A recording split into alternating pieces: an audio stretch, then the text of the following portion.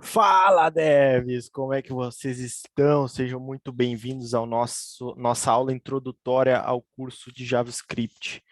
Então, essa é a primeira aula de várias que vão ter sobre o JavaScript. A gente vai iniciar do zero. Então, se você não sabe nada de programação, fica aqui com a gente. Eu vou ensinar do zero, tá? Outra coisa que, se você sabe um pouco de programação, acompanha também isso aqui, porque pode reforçar muito as suas habilidades em programação, beleza? Então vamos lá, cara. O JavaScript, ele surgiu no ano de 1995, né? Foi criado por um cara chamado Robert, Robert Brandon Ike, certo? Inicialmente, o JavaScript ele teve um intuito, a finalidade para a qual ele foi criado foi apenas para validações de formulário, né? Então, lá naquela época de 1995 já existiam formulários na internet, né? Formulários, por exemplo, de requisição de alguma coisa, tipo, quando a gente queria enviar um e-mail para alguém, por exemplo, hoje o que que é um formulário, né? Para quem não sabe, se a gente entra dentro de um site, por exemplo, na página de contatos ali, a gente tem o nome, a gente tem o e-mail, a gente tem o telefone e a gente tem a mensagem que a gente quer enviar para aquela empresa, certo? Quando a gente clica ali no botão de enviar, essa mensagem vai lá para a empresa. Então, cada um desses campos de nome, e-mail, telefone e mensagem são partes de um formulário, englobam um formulário, certo? É, Dentro desse formulário, o Live Script, que era inicialmente o JavaScript, né? Ele foi criado para fazer validação exclusivamente ali dentro. Então, por exemplo, quando a gente digita o e-mail lá, né? gabrielpatati@gmail.com. Ele vai lá, o intuito dele anteriormente era ir nesse campo no momento que o usuário fosse clicar lá embaixo ou no momento que fosse sair desse campo e dizer, cara, tá faltando aqui, tá errado, esse e-mail aqui não é válido. No caso do e-mail, né? O que que a gente usa de critérios para a validação de um e-mail? Quando eu falo validação, é ver se ele está 100% de acordo com o que a gente quer. No caso do JavaScript, quando a gente escreve, por exemplo, gabrielpatati@gmail.com, ele tem que validar se tem um arroba e se tem um ponto ali no meio, ou mais de um ponto, para ver se realmente está válido, né? Então, essa validação era feita somente pelo LiveScript. Na época, era somente esse o intuito.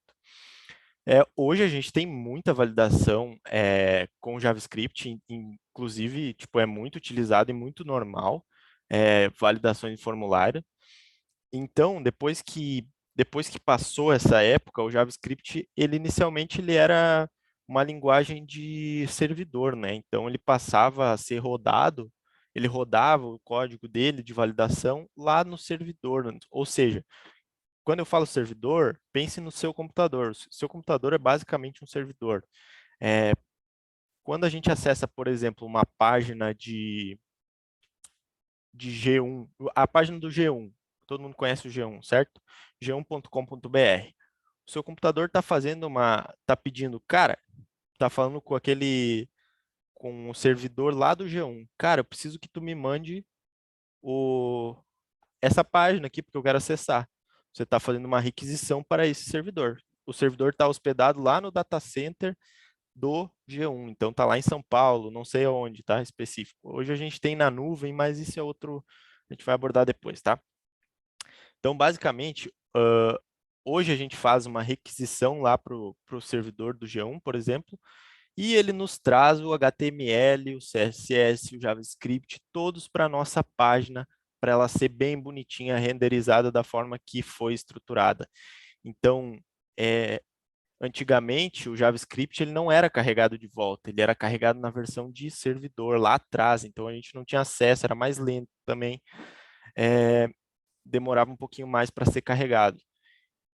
Como ele tinha um intuito só de ser formulários, né, não tinha por que ser uma linguagem de front-end, que é a linguagem aonde está o nosso HTML, que são as nossas estruturas de página, né?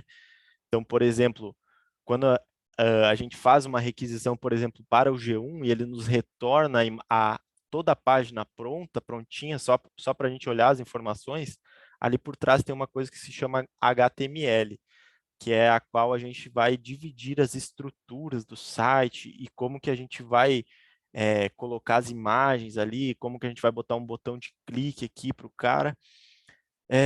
Basicamente é isso. Hoje em dia o JavaScript tem outras funcionalidades além de validações de formulário também. Então, lá no nosso JavaScript, a gente pode esconder blocos de código, a gente pode esconder blocos de HTML, a gente pode inserir elementos ali dentro do HTML, a gente pode dar um... E tem N funcionalidades para as quais a gente pode fazer quando a gente transforma uma linguagem de servidor para uma linguagem de front-end. Então, a gente consegue ter uma série de manipulações mais efetivas, né? Sem contar que se torna um pouco mais rápido, um pouco mais eficiente. Claro, o ponto negativo é que acaba sendo uma coisa que a gente tem que carregar no client side, né? Então, a gente é o client, a gente é o cliente. O server side é o servidor, então é a empresa, né, que está proporcionando aquele site. Hoje, quando a gente carrega um JavaScript, a gente está, querendo ou não, usando a nossa internet em vez da dele, entendeu? Então, isso acaba por ser, apesar de hoje em dia ser imperceptível pela velocidade da internet que a gente tem, a gente consome mais dados. Por exemplo, se você contratou, digamos, na época, sei lá, 500 KB de internet, quando você faz uma requisição, você carrega um JavaScript de 20 KB, talvez, isso vai ser consumido da sua internet. Então, quem paga é você por esse ponto, entendeu? Isso acabou se tornando um ponto positivo, mas hoje em dia é até que irrelevante isso.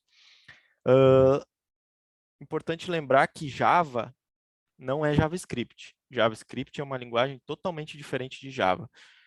Java é uma linguagem distinta na qual a gente não vai abordar aqui, mas saiba que existe muito essa diferença, não tem nada a ver uma coisa com a outra. Tenha isso em mente. Hoje, basicamente, vamos falar do mercado de JavaScript, né? A gente tem um mercado muito gigante hoje de desenvolvimento, todo mundo sabe, está muito aquecido esse mercado. E, basicamente, todo site tem um JavaScript por trás. Você pode entrar em qualquer site que você quiser. Vai ter um JavaScript sendo carregado ali por trás, por conta de fazer modificações e coisas que é muito mais simples fazer com JavaScript, certo? Então, a gente tem muitas vagas hoje, principalmente para front-end, né? Que é a parte na qual entra a programação de JavaScript também. Então, é importante a gente ter consciência disso para caso tenha interesse em seguir nesse mercado, saiba que tem muita demanda, tem muito freelancer, tem muita coisa customizada em qualquer site existente hoje, tá? Bom, na próxima aula a gente vai falar sobre variáveis, tá? Que é um conteúdo já entrando no código mesmo. O que são variáveis? Nossos primeiros passos com o JavaScript em si, com a linguagem na prática. Eu vou estar mostrando como é que a gente vai fazer. Primeiro eu vou dar uma introdução e depois eu vou mostrar na prática. Isso vai seguir por toda a nossa estrutura de curso. Toda essa playlist aqui vai ser focada nisso. Então, se você quer acompanhar, deixa o seu like primeiro. Eu sou um pouco leigo em YouTube, então eu não manjo muito. Inscreva-se no canal e ativa as notificações ali para você receber todo dia, todo momento que tiver um vídeo novo do nosso curso. Seja muito bem-vindo. Se quiser comentar, tirar dúvidas, fica à vontade, faça o comentário ali embaixo. Também eu vou deixar o link do grupo de WhatsApp na descrição, na qual os nossos desenvolvedores estão tirando dúvidas seguido ali. Então, você pode aproveitar isso também. E acho que é isso, tá, pessoal? Fiquem bem, até a próxima.